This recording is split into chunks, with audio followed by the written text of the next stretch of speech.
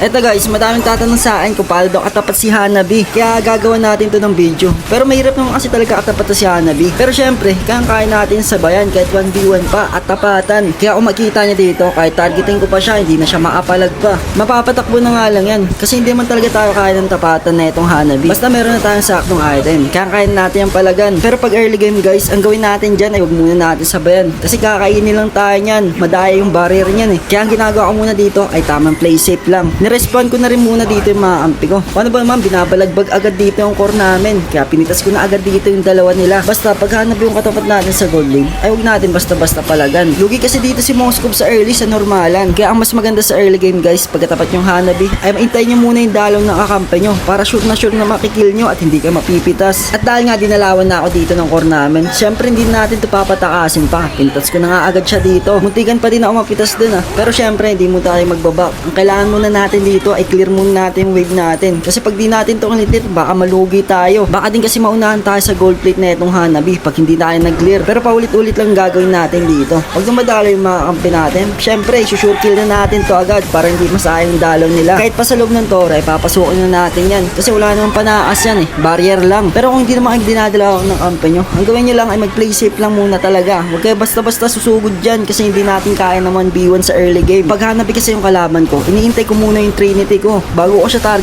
targetin. Pag kasi napag 1v1 tayo agad niyan, wala pa tayong Trinity. Walang mangyayari sa atin. Kakainin lang tayo niyan kasi hindi rin natin siya mai-stun eh. Ang daya kasi ng first skill niyan, sabay mayroon pa siyang barrier. Kaya nga ginagawa ko, minabadali ko na talaga yung Trinity dito para masabayan natin dito si Hanabi. At saktong-sakto nga dito sa part na to ay meron tayong Trinity. Kaya ang gagawin natin dito ay tatargetin natin siya ng tatargetin. Hindi natin to tatakbuhan kahit meron pa tong barrier. Yung barrier lang naman kasi yung madaya sa kanya dito. Sa pamagitan yun, hindi natin siya natutulak. Dahil dun lang talaga nalugi dito si Moskov sa tapatan kasi hindi talaga natin matulak at mauntog sa pader. Pero syempre, sa early niya lang tayo magugulangan dito. Pag dumating na yung late game, wala na, hindi na yung maaasabay pa. Kahit nga yung Trinity item nga lang eh, hindi na tayo kakayanin yan. Pero hindi ko pa nasusubukan yung critical build dito pagkatapat ko si Hanabi. Kasi puro Trinity lang talaga tayo. Para sa akin kasi, malambot o matigas yung mga kalaban, mas goods na sa akin. Pero sa inyo guys, ano mas effective, yung Trinity o critical? Pero dito sa laro na to guys, sobrang lambot din ng mga kalaban namin. Pero sinasabit pa rin naman sila. Kaya kung makita nyo dito, focus pa rin natin yung mga kalaban at mga triple kill tayo.